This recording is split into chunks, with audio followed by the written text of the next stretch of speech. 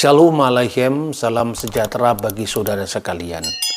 Akhir-akhir ini saya banyak mendapatkan pertanyaan dari para penonton Bambang Nursena Channel. Intinya, apakah benar Yesus sudah berbicara pada waktu bayi? Apakah benar Yesus membuat mujizat, yaitu meniup sebentuk burung dari tanah, dan atas izin Tuhan benar-benar menjadi burung? Dan banyak sekali pertanyaan yang serupa.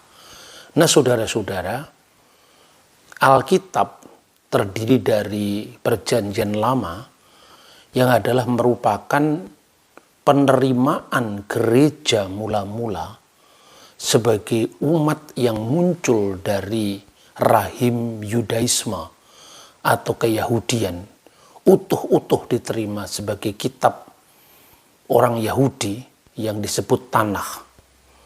Kenapa orang Kristen menerima kitab itu? Karena Kristen adalah bagian yang tak terpisahkan dari Yudaisme, sebagaimana Saduki, Parisi, Eseni, dan yang terakhir adalah Nosrim, atau yang dikenal di Antioquia sebagai Kristianos.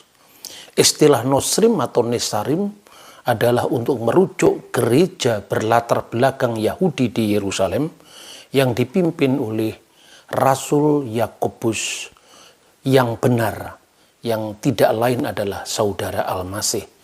Sementara umat Kristen yang berlatar belakang bukan Yahudi berkembang di Antioquia. Saudara-saudara yang terkasih dalam Tuhan, selain ada perbedaan di dalam harapan tentang Sang Mesias yang akan datang antara sekte-sekte Yahudi saat itu, baik itu Eseni maupun Parisi, maka umat Kristiani juga memiliki pandangan yang khas tentang siapa Sang Mesias yang mereka percaya telah datang dalam diri Yeshua HaMasiah, yang juga disebut Yesus Kristus. Karena itu catatan-catatan tentang peristiwa Yesus itulah yang disebut dengan kitab suci Perjanjian Baru. Jadi seorang Kristen sejak gereja mula-mula memahami kitab-kitab yang lama itu, memahami Tanakh itu di dalam terang Perjanjian Baru. Artinya dalam terang kedatangan Yeshua HaMasiah sebagai juru selamat umat manusia dalam keyakinan dan perspektif Kristiani. Soal kemudian orang Parisi menolak, itu adalah urusan yang berbeda, karena dalam setiap agama itu tentu ada penafsiran yang berbeda-beda yang berasal dari rumpun agama yang bersangkutan. Nah, saudara-saudara, salah satu perspektif dalam kajian agama-agama adalah bagaimana kekristenan itu harus dilihat dari perspektif Kristen sendiri.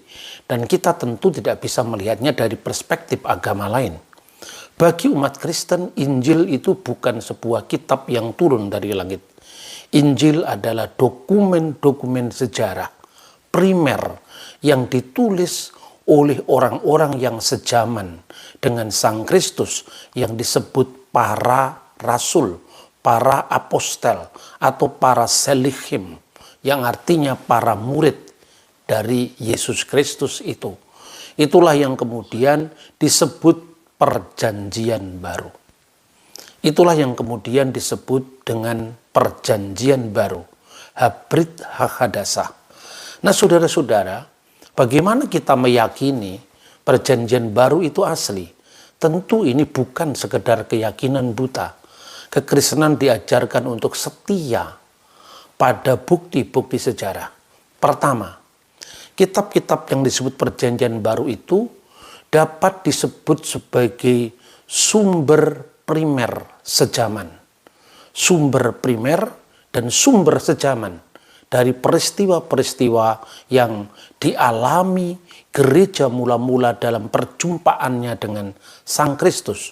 Mulai dari 12 rasul, 70 murid, kemudian murid dari para rasul yang dikenal dengan Abba Arasulion atau Apostolic Fathers.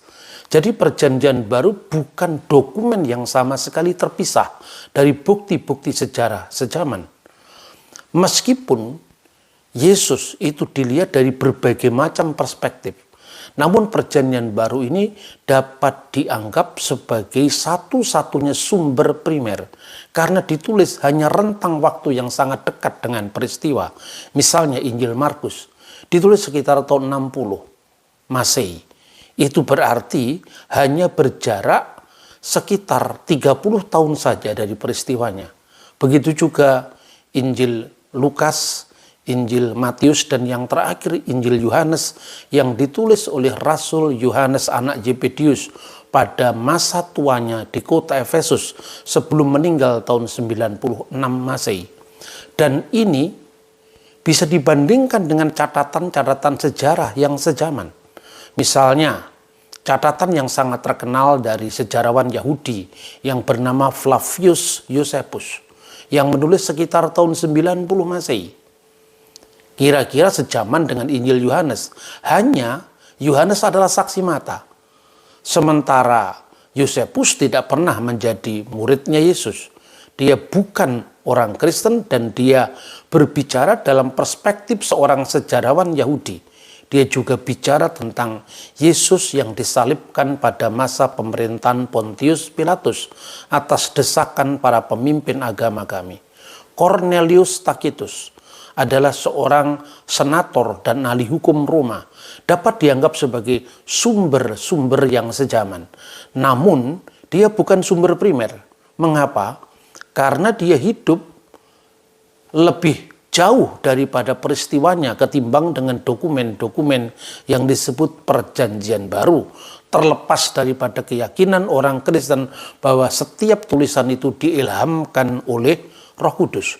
Jadi saudara-saudara, sekalipun perjanjian baru itu dapat dianggap sebagai catatan pinggir sejarah tentang siapakah Yesus, bagaimana komunitas mula-mula yang mengikuti dia itu dibentuk dan berkembang, khususnya yang dicatat dalam kitab Kisah Para Rasul dan tulisan-tulisan Rasul Paulus yang sekalipun dia tidak pernah berjumpa dengan Yesus, tetapi dia hidup disaksikan oleh komunitas rasuli yang semuanya masih ada saat itu. Sehingga pewartaan Paulus juga disaksikan oleh Petrus sebagai yang paling senior dari para rasul. Juga oleh Yohanes, juga oleh rasul-rasul yang lain di Yerusalem. Sehingga sekalipun Paulus bukan saksi mata, tetapi dia hidup ketika saksi-saksi mata masih hidup. Dokumen-dokumen ini yang akhirnya dikumpulkan menjadi perjanjian baru. Dan tolong, jangan dipahami menurut perspektif agama lain. Karena kekristenan tidak pernah mempercayai adanya Injil yang turun dari langit. Karena senyatanya dokumen semacam itu tidak pernah ada. Hanya ada di bayangan orang-orang yang meyakininya. Nah saudara-saudara yang terkasih dalam Tuhan, catatan pinggir sejarah. Mengapa? Karena Yesus bukanlah tokoh politik. Karena Yesus bukan seorang kaisar, Yesus bukan seorang gubernur atau prokurator. Dia adalah rakyat biasa. Artinya dalam keadaannya sebagai manusia, Yesus adalah seorang rabi keliling yang mengabarkan tentang kerajaan Allah. Yang dalam perspektif Kristiani, dia disebut Mesias. Dan apa makna Mesias? Mesias adalah imam, nabi, dan raja. Maka perspektif inilah yang menguatkan orang-orang Kristen. Mengapa mereka tetap mengikuti Yesus Kristus sebagai juru selamat mereka. Nah saudara-saudara yang dikasihi Tuhan, sekalipun Injil merupakan catatan pinggir sejarah, tetapi dia merupakan sumber primer. Ini tentu berbeda misalnya dengan catatan Josephus. Sekalipun dia hidup sejaman, tetapi dia bukan sumber primer. Cornelius Tacitus melihatnya dari sudut pandang seorang senator Romawi. Mara ben Serapion malah melihatnya dari jauh, yang menulis bahwa sesungguhnya kematian Yesus adalah kematian seorang raja Yahudi. Tentu dalam perspektif yang dilihatnya, sehingga Yesus paralelkan dengan Sokrates misalnya. Begitu juga catatan-catatan yang lain. Catatan Yahudi misalnya, sumber yang dikenal Talmud, secara khusus traktat yang disebut Sanhedrin, yang berbicara tentang Yesus yang digantung menjelang Paskah. Juga merupakan catatan yang muncul dari polemik Yahudi dengan Kristen, yang kira-kira dikumpilasikan beberapa abad setelah peristiwa. Misalnya traktat yang disebut Toledot Yesu, silsilah Yesus Kristus. Dibandingkan dengan perjanjian baru, tentu ini jauh dari akurat dibandingkan dengan misalnya catatan Matius, Markus, atau Yohanes. Mengapa? Banyak hal yang bisa didata misalnya. Digambarkan kehidupan Yesus seolah-olah sejaman dengan Ratu Helena misalnya. Ini tentu sangat cacat secara historis karena Ratu Helena adalah ibunda Kaisar Konstantin yang hidup 300 tahun setelah peristiwa. Nah, inilah saudara-saudara mengapa perjanjian baru itu merupakan satu-satunya dokumen yang bisa dipercaya. Sumber kedua adalah luasnya persebaran kitab-kitab perjanjian baru dan kekunoan dari naskah itu. Selain kita memiliki bukti yang namanya kodek, yaitu buku dalam bentuk jilitan yang dimulai kira-kira akhir abad ketiga, kira-kira tahun 350, 325, misalnya Kodeks Sinaiticus, Kodeks Alexandrinus, Kodeks Vaticanus, Kodeks Ephraemi Rescriptus. Tetapi kita juga memiliki dokumen-dokumen yang disebut papirus. Yang paling tua misalnya dikenal dengan papirus P52, yang isinya sebagian dari Injil Yohanes. Atau yang lebih utuh lagi adalah P66, yang sekarang disimpan di Bibliotheca Bodmeriana, Switzerland. Nah, saudara-saudara bisa cek sendiri karena sekarang naskah-naskah Injil kuno itu bisa didapat secara online. Dari situ Anda bisa membandingkan misalnya bagaimana bunyi Injil Yohanes sekalipun cara menulisnya berbeda. Misalnya tanpa titik, tanpa koma, tapi semua orang masih bisa membacanya. Misalnya, Hode Parakletos tu Pneuma tu Agion Hupemsei Hupater dan seterusnya. Tidak ada kata Perikletos, tapi Parakletos. Nah, saudara-saudara, ada banyak data seperti itu. Sehingga kita memiliki naskah sebanyak lebih dari 5.000 naskah. Yang antara naskah-naskah yang banyak itu, hanya ada yang berjarak sekitar 24 tahun dari penulisan aslinya. Misalnya P66 itu hanya berjarak 24 tahun karena naskah tertuanya ditulis oleh Rasul Yohanes sebelum kematiannya tahun 96, sementara naskahnya dari hasil uji karbon berasal dari sekitar 120 Masehi. Nah, begitu juga P46 yang isinya surat-surat perjanjian baru, khususnya tulisan Rasul Paulus, itu hanya berjarak juga kurang dari 20 tahun karena Rasul Paulus wafat di Roma tahun 67 Masehi dan hasil uji karbon dari P46 itu kira-kira tahun 85 atau tahun 90 Masehi. Saya kira tidak ada naskah kuno manapun yang menandingi keakuratan dan luasnya persebaran dibanding dengan perjanjian baru. Kemudian bagaimana apabila itu dibandingkan dengan tulisan-tulisan yang intinya memuat kehidupan Yesus di luar kitab Injil. Misalnya yang tadi pada awal presentasi saya, orang sering bertanya apakah benar Yesus itu berbicara pada waktu bayi. Nah, saudara-saudara, sebagaimana orang Yahudi memiliki Taurat tertulis yang disebut dengan Torah Sebiktav yang terdiri dari Sefer Bereshit, Sefer El-Shemot, Sefer Vayikra, Sefer Bamidbar, dan Sefer Elihadivarim, yaitu Kejadian, Keluaran, Imamat, Bilangan, Ulangan. Orang Yahudi juga memiliki apa yang disebut dengan Taurat lisan. Nah, bagian dari Taurat lisan atau Torah CPLP ini ditulis ya dalam bentuk tertulis tentu adalah ratusan tahun setelah peristiwa. Makanya Yahudi itu tidak seragam. ada kelompok Yahudi Rabbinik yang meyakini Taurat lisan, tetapi juga ada kelompok Yahudi Karaid atau Karaim yang ada di Yerusalem juga yang tidak percaya pada Taurat lisan. Nah, kekristenan bagaimana apabila dibandingkan dengan Yudaisme? Kira-kira mirip sama.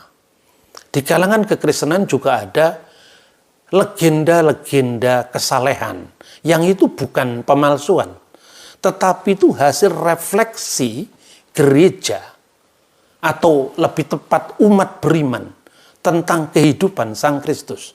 Dan itulah yang kemudian diklasifikasi sebagai naskah-naskah apokrifa.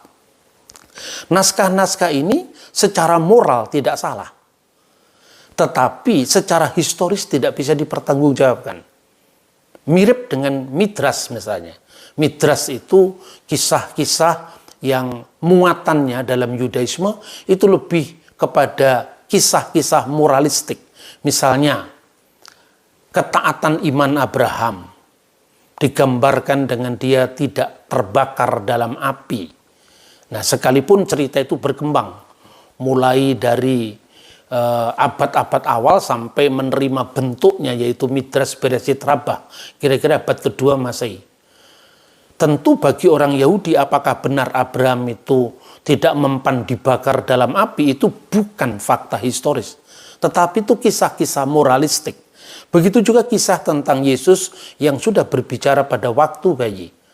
Kisah-kisah itu bukan merupakan sebuah pemalsuan sejarah, tapi sebuah legenda kesalehan yang tekanannya pada masalah moralitas. Itu sungguh sangat berbeda dengan misalnya buku-buku yang disebut dengan naskah-naskah gnostik.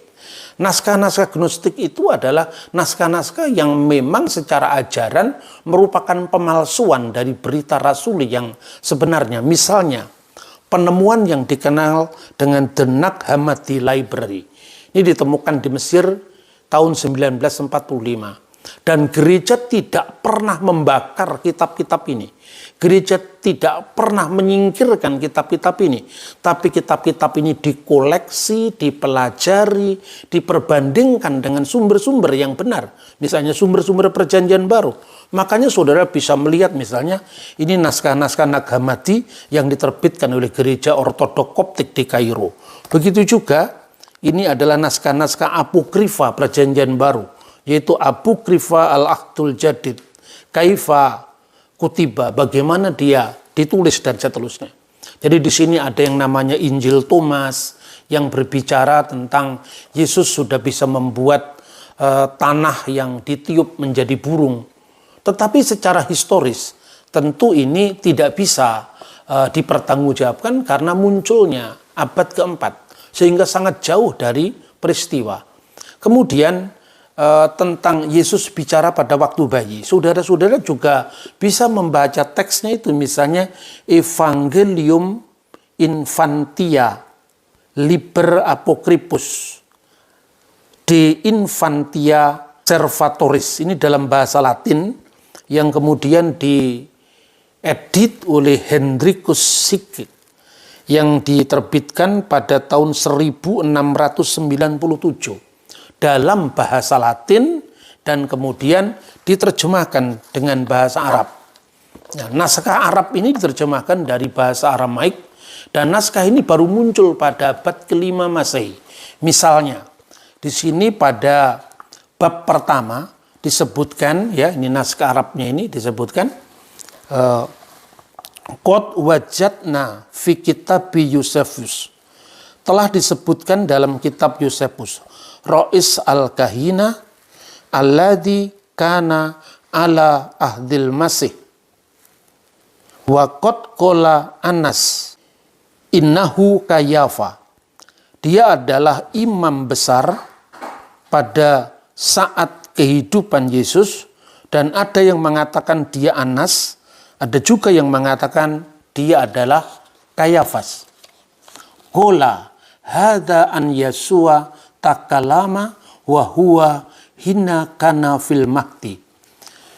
Dikatakan bahwa Yesus Kristus telah berbicara ketika dalam buayan, ketika masih dalam gendongan. Wa qala li Maryam ummihi, dan berkata kepada Maryam ibunya, ini ana huwa Yesu ibnullah, aku inilah Yesus putra Allah. Dan kemudian pada akhir ayat ini dikatakan wa abi arsalni liqolasil alam, dan Bapakku telah mengutusku untuk keselamatan dunia.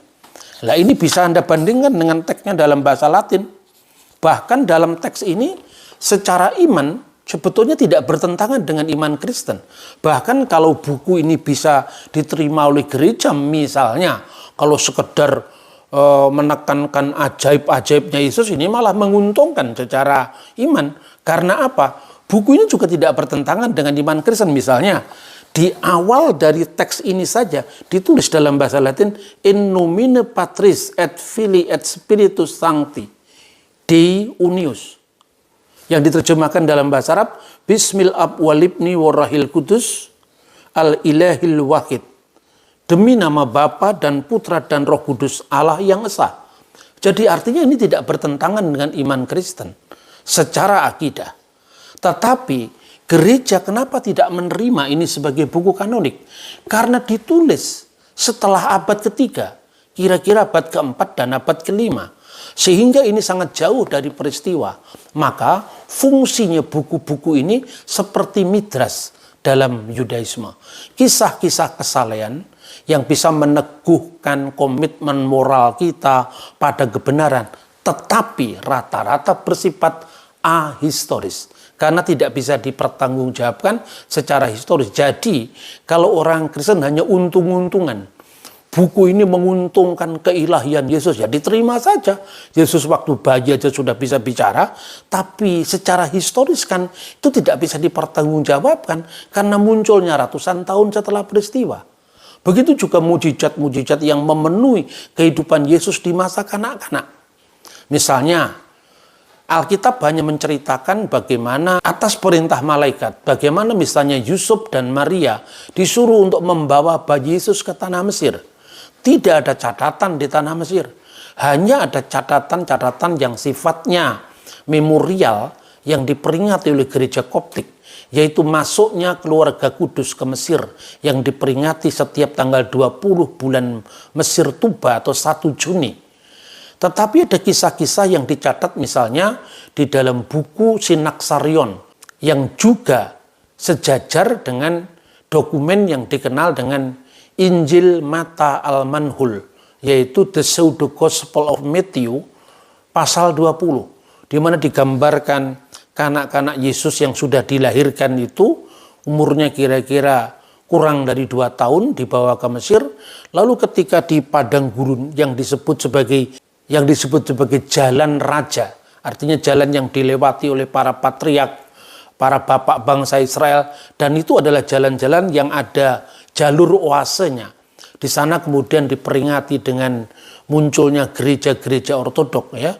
Tetapi pada saat di tengah padang gurun itu Maria dan kanak-kanak Yesus kehausan, lalu terjadi mujizat di bawah pohon kurma.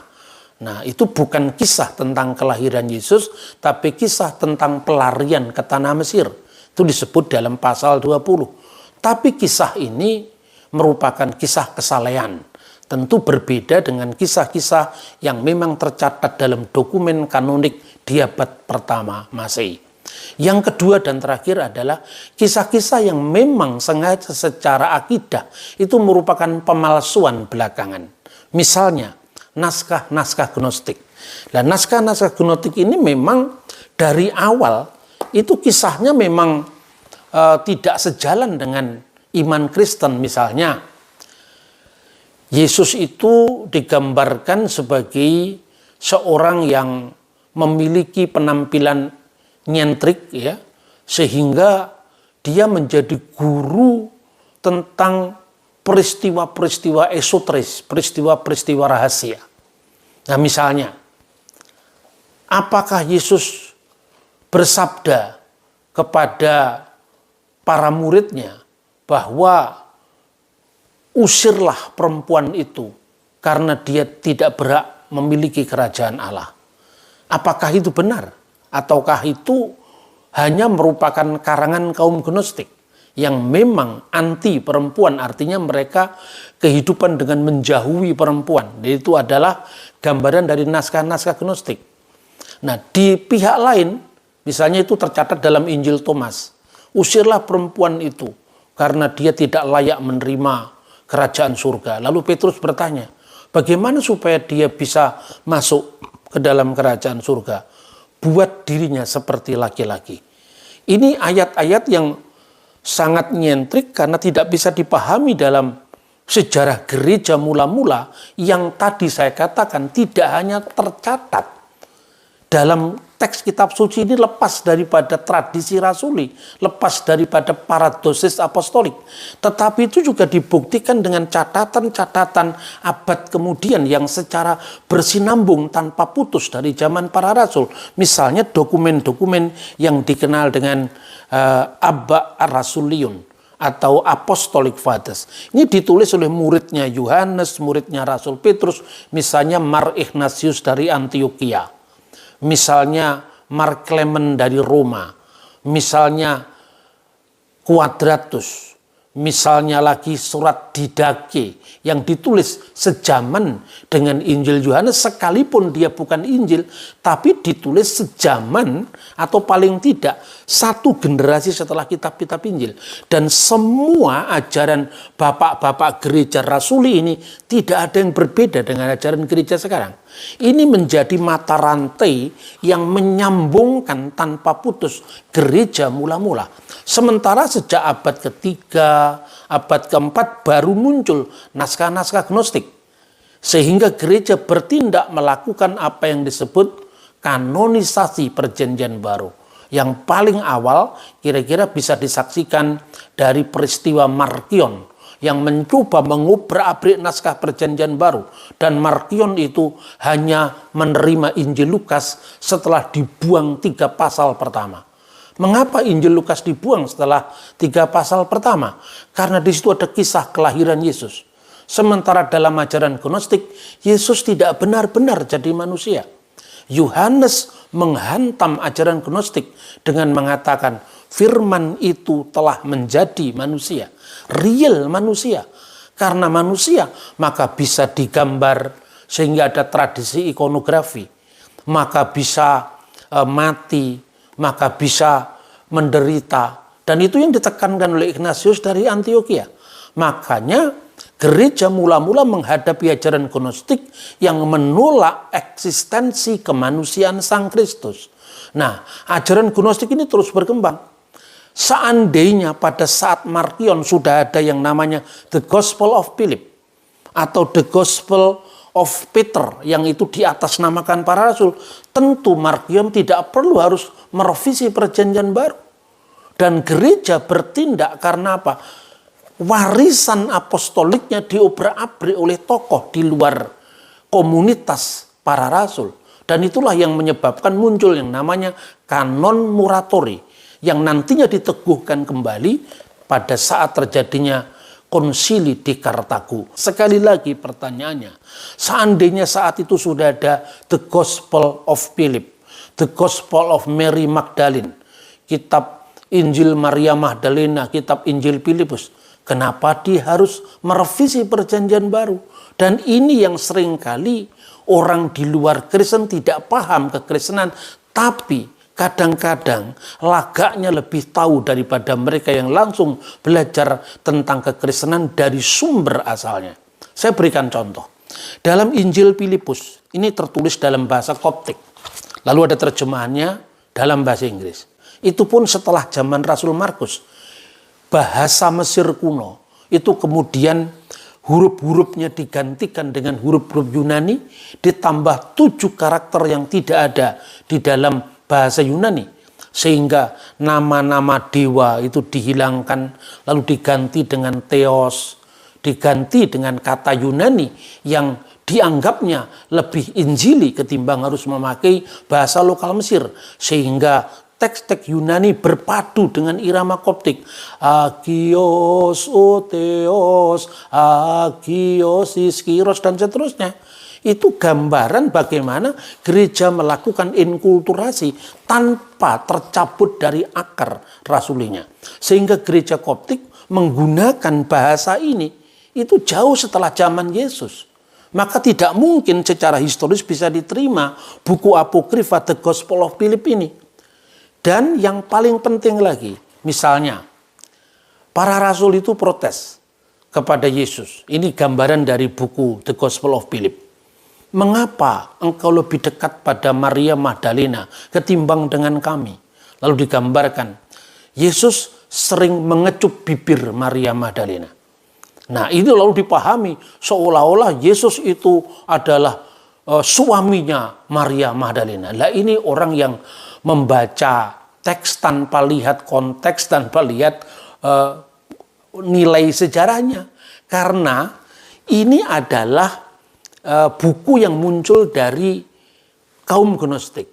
Kaum Gnostik itu tidak mengenal perempuan, tidak mengenal perkawinan.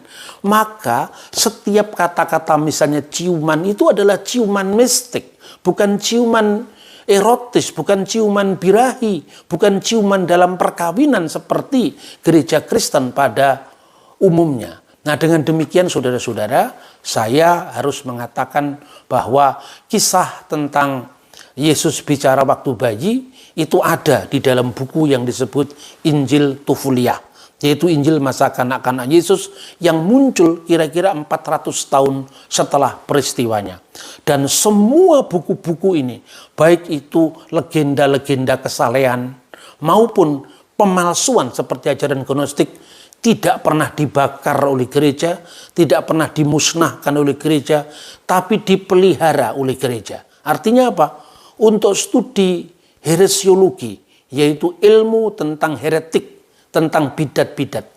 Tetapi juga kisah-kisah kesalehan itu juga berfungsi sebagai cara gereja mula-mula, atau lebih tepat umat awam mula-mula untuk memahami peristiwa Yesus, tetapi di luar refleksi sejarah, refleksi teologis yang terlepas dari sejarah.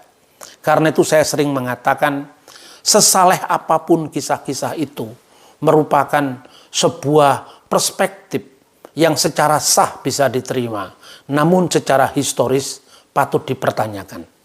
Jadi sejajar dengan kisah Abraham, kisah tentang Salomo yang mengerti kearifan bahasa binatang dalam Targum misalnya. Tetapi itu tentu orang Yahudi maupun orang Kristen tidak memahami sebagai peristiwa sejarah.